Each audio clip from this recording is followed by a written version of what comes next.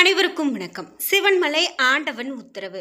இந்த ஆண்டவன் உத்தரவு அப்படின்னு கேட்கும்போது கண்டிப்பாக முருகப்பெருமானுடைய உத்தரவு தான் அப்படின்னு தான் நாம் எடுத்துக்கிறோம். இன்றைக்கி பலருமே சிவன்மலை ஆண்டவன் உத்தரவு பெட்டியில் என்ன பொருள் இருக்குது அப்படின்னு தெரிஞ்சுக்கிறதுல ரொம்ப ஆர்வம் காட்டுவாங்க.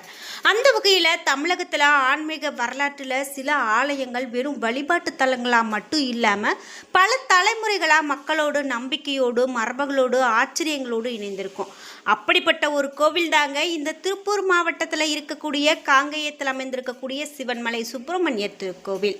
அப்படிப்பட்ட இந்த சுப்பிரமணியர் திருக்கோவிலில் இப்போ ஆண்டவன் உத்தரவு பெட்டியில் என்ன பொருள் இருக்குது, இந்த பொருளால் ஒரு சில ராசிக்காரர்களுக்கு என்ன பலன், குறிப்பாக ரிஷபராசிக்காரர்களுக்கு என்ன மாதிரியான பலன் அமைந்திருக்கு அப்படிங்கிறத நாம் இந்த வீடியோவில் பார்த்து தெரிஞ்சுக்க போகிறோம். வீடியோவை ஸ்கிப் பண்ணாமல் பாருங்கள். இந்த வீடியோ பார்த்துட்டு இருக்கக்கூடிய உங்களுக்கு முருகப்பெருமான் பிடிக்கும் அப்படின்னா மறக்காமல் முருகப்பெருமானுக்கு அரோகரா, வெற்றிவேல் முருகனுக்கு அரோகரா இந்த வாசகங்களை கமெண்ட் பாக்ஸில் பதிவிட்டுருங்க. அது மட்டும் இல்லாமல் நீங்கள் 12 ராசியில் என்ன ராசிக்காரங்க என்பதையும் மறக்காமல் கீழே கமெண்ட் பாக்ஸில் பதிவிடுங்க. நீங்கள் இன்னும் உற்சாகம் டிவி சேனலை சப்ஸ்கிரைப் பண்ணாமல் இருந்தால் சப்ஸ்கிரைப் பண்ணிக்கோங்க. கூடவே இருக்க பெல் ஐக்கானை மறக்காம கிளிக் பண்ணிருங்க. வாங்க வீடியோக்குள்ள போகலாம். இந்த வீடியோ பார்த்துட்டு இருக்கக்கூடிய உங்களுக்கு வீட்டில் நிறைய பிரச்சனைகள் இருக்குது. முக்கியமாக எதிரிகளுடைய தொல்லை இருக்குமோ, யாராவது நமக்கு பில்லி சூனியம் நல்ல விஷயங்கள் நடக்கிறதுக்கான தடைகள் செய்திருப்பாங்க அப்படின்னு சொல்லி வருத்தப்படுறீங்களா? இந்த வீடியோவுக்கு கீழே டிஸ்கிரிப்ஷனில் நான் ஒரு தொலைபேசி எண் கொடுத்துருக்கேன். அந்த எண்ணுக்கு தொடர்பு கொண்டு பேசி பாருங்கள். கண்டிப்பாக உங்களுக்கு எந்த விதமான பிரச்சனைகள் இருந்தாலும் அது தீர்க்கப்படும். சிவன்மலை உத்தரவு அப்படின்னு பார்க்கும்போது முக்கியமாக இந்த பெட்டியை சுற்றி பல 100 ஆண்டுகளாக பக்தர்கள் முக்தியில் தனித்த நம்பிக்கை இருந்து வருதுங்க. ஒரு பக்தருடைய கனவில் முருகப்பெருமான் தோன்றி ஒரு குறிப்பிட்ட பொருளை வைத்து வழிபட வேண்டும் அப்படின்னு உணர்த்துவார்.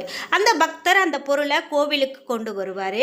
அப்போது அந்த பொருளை உத்தரவு பெட்டியில் வைக்கலாமா வேண்டாமா அப்படின்னு கோவில் மரபுப்படி பூவாக்கு கேட்பாங்க. அனுமதி கிடைத்தால் ஏற்கனவே இருந்த பொருள் அகற்றப்பட்டு புதிய பொருள் உத்தரவு பெட்டியில் வைப்பாங்க. இதுதாங்க காலகாலமாக நடந்துட்டு வர விஷயம். சரி, இப்போ 2026ஆம் ஆண்டில் ஆண்டவன் உத்தரவு பெட்டியில் என்னென்ன பொருள்லாம் வச்சுருக்காங்க அப்படிங்கிறத பார்க்கலாம். இந்த ஆண்டவன் உத்தரவு பெட்டியில் 2025ஆம் ஆண்டு அக்டோபர் 4ஆம் தேதி உத்தரவு பெட்டியில் கடல் நீர் வைத்து வழிபாடு செய்யப்பட்டு வந்தது. அந்த கடல் நீர் தொடர்பான வழிபாடு 2026 மார்ச் மாதம் வரை தொடர்ந்தது சொல்லப்படுது. முக்கியமாக 2026 மார்ச் 10ஆம் தேதி மீண்டும் புதிய பொருள் மாற்றப்பட்டது. அதாவது மஞ்சளால் செய்யப்பட்ட பிள்ளையார், அருகம்புல், வெற்றிலை, பாக்கு, எலுமிச்சை பழம் இவையெல்லாம் வைத்தாங்க. இந்த பொருட்கள் திருப்பூர் மாவட்டம் தாராபுரம் அருகில் இருக்கக்கூடிய பகுதியை சார்ந்த ஒரு நபர் பக்தருடைய கனவில் முருகப்பெருமான் சொல்லியதாக உத்தரவு பொருள் ஆச்சு. அதன்படி மார்ச் 10ஆம் தேதி இந்த பொருட்கள் வைத்து சிறப்பு பூஜைகள் செய்யப்பட்டது. இப்படி பொருட்கள் மாற்றம் நடந்திருக்கக்கூடிய நிலையில் மஞ்சள் பிள்ளையார், அருகம்புல், வெற்றிலை, பாக்கு, எலுமிச்சை இவையெல்லாம் வைத்து வழிபாடு செய்யப்பட்டு வந்தது. அதற்கு பிறகு ஏப்ரல் 29ஆம் தேதி மீண்டும் பொருள் மாற்றம் நடந்தது. மண் கலயத்தில் தீர்த்தம், மற்றொரு மண் கலயத்தில் மண், ஏற்கலப்பை, பிரம்பு இவையெல்லாம் வைத்து வழிபாடு செய்யப்பட்டு வருது. இன்றைக்கும் அதுதான் வழிபாடு செய்யப்பட்டு வருது. முக்கியமாக 2026இல் 4 முறை மாற்றப்பட்டது அப்படின்னும் 5 முறை மாற்றப்பட்டது அப்படின்னும் ஒரு சில தகவல்கள் மாறி மாறி சொல்லப்படுது.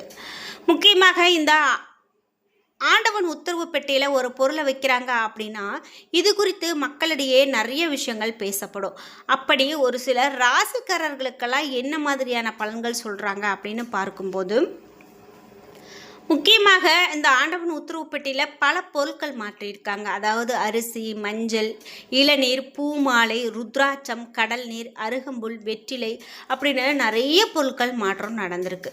சரி, இந்த பொருட்கள் மாற்றம் நடந்தாலும் இப்போ இருக்கக்கூடிய பொருளை குறித்து ரிஷபராசிக்காரர்களுக்கு எப்படிப்பட்ட பலன் இருக்குது அப்படின்னு பார்த்தீங்கன்னா, இவர்களுக்கு தொழில், வருமானம், திறமை, புதிய முயற்சி, தொடர்பு திறன் போன்ற விஷயங்களில் முன்னேற்றத்திற்கான வாய்ப்பு இருக்கிறதாகவும் சிவன்மலை உத்தரவு பொருளோடு இணைந்து பார்க்கும்போது ஒரு சுவாரஸ்யமான குறியீட்டு விளக்கமும் கிடைக்கிறது அப்படின்னு சொல்லலாம். ஏற்கலப்பை என்ன சொல்லுது அப்படின்னு பார்த்தீங்கன்னா உழைப்பு, மண் என்ன சொல்கிறது அப்படின்னு பார்த்தீங்கன்னா அடித்தளம், தீர்த்தம் என்ன சொல்கிறது அப்படின்னு பார்த்தீங்கன்னா வளம் மற்றும் உயிர் சக்தி, பிரம்பு என்ன சொல்கிறது அப்படின்னு பார்த்தீங்கன்னா கட்டுப்பாடு மற்றும் ஒழுக்கம். இந்த 4 கருத்துக்களையும் ரிஷபராசிக்காரர்களுக்கான வாழ்க்கை அறிவுரையாக எடுத்துக்கொண்டோம் அப்படின்னா உழைப்பு, அடித்தளம், வளம், கட்டுப்பாடு இவையெல்லாம் சேர்ந்தால் நிலையான வெற்றி கிடைக்கும் அப்படின்னு ரிஷபராசிக்காரர்களுக்கு சொல்லலாம்.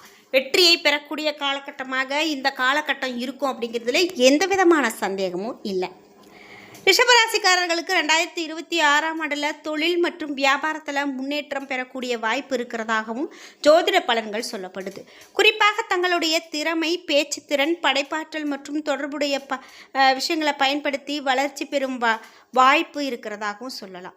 சிவன்மலை ஆண்டவன் உத்தரவு பெட்டியில் மேலும் என்னெல்லாம் விஷயங்கள் சொல்லப்படுகிறது அப்படின்னு பார்த்தீங்கன்னா முக்கியமாக ரிஷபராசிக்காரர்களுக்கு உடனடி பணம் என்பதை காட்டிலும் நிலையான வளர்ச்சி என்பதுதான் முக்கியம் என்பதை உணர்த்துது.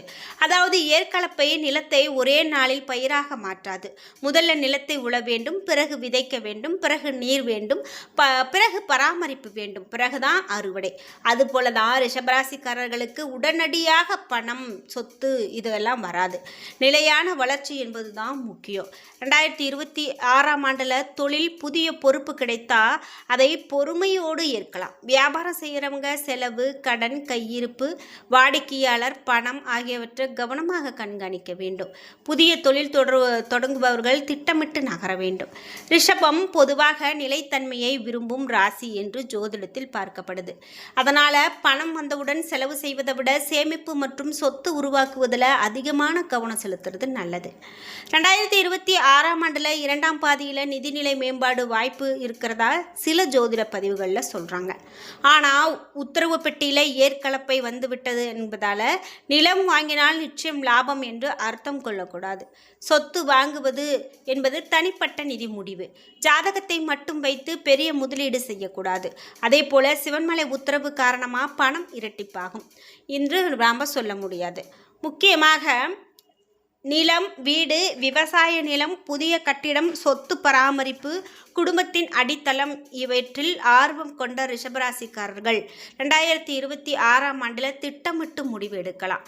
இதே போல் உங்களுக்கு பட்டா, சிட்டா, வில்லங்கச் சான்று, கட்டிட அனுமதி, கடன் சுமை, சந்தை மதிப்பு எல்லாவற்றிலுமே சரிபார்த்த பிறகே முடிவெடுக்க வேண்டும் அப்படிங்கிறது முக்கியமான உத்தரவு. அது உண்மையான மண் உத்தரவு அடித்தளமாக இது அமைக்கிறது அப்படின்னு சொல்லலாம்.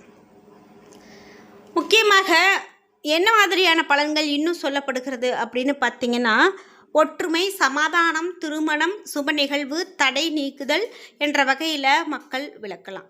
ரிஷபராசிக்காரர்களுக்கு குடும்பத்தில் தேவையில்லாத பிடிவாதத்தை குறைக்கிறது நல்லது. ரிஷபத்தினுடைய பலம் அப்படின்னு பார்த்தீங்கன்னா நிலைத்தன்மை. ஆனால் சில நேரங்களில் அதே நிலைத்தன்மை பிடிவாதமாக மாறக்கூடும் அப்படின்னு சொல்லலாம். திருமணமாகாத ரிஷபராசிக்காரர்களுக்கு 2026ஆம் ஆண்டில் உறவுகள் தொடர்பான வாய்ப்புகள் இருக்கலாம் அப்படின்னு ஜோதிட பலன்கள் சொல்லுது. திருமண முடிவை ராசி மற்றும் தீர்மானிக்காது. குடும்ப பின்னணி, குணம், வேலை, பொருளாதார நிலை, புரிதல், இருவருடைய எதிர்பார்ப்பு இவையெல்லாம் முக்கியம். மஞ்சள் பிள்ளையாரை வைத்து வழிபாடு நடந்தது என்பதால் ரிஷபராசிக்காரர்களுக்கு இந்த வருடம் திருமணம் உறுதி அப்படின்னு நாம் நினைக்கலாம். ஏன்னா சுபகாரியங்கள், மங்களகாரியங்கள் நடக்கிறதுக்கான வாய்ப்புகள் அதிகம் அப்படின்னு சொல்லலாம்.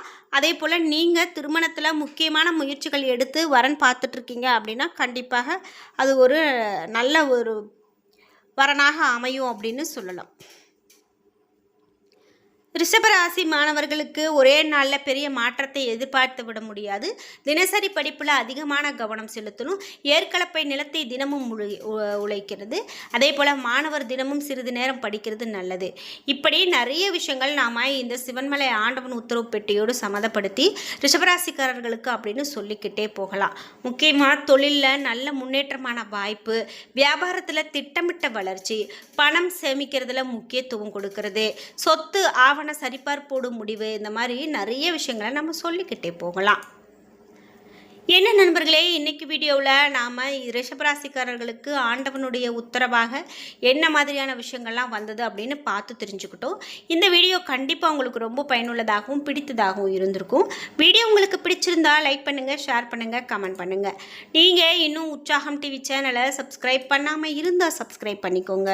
கூடவே இருக்க பெல் ஐக்கானை மறக்காமல் கிளிக் பண்ணிடுங்க. நன்றி வியூவர்ஸ்.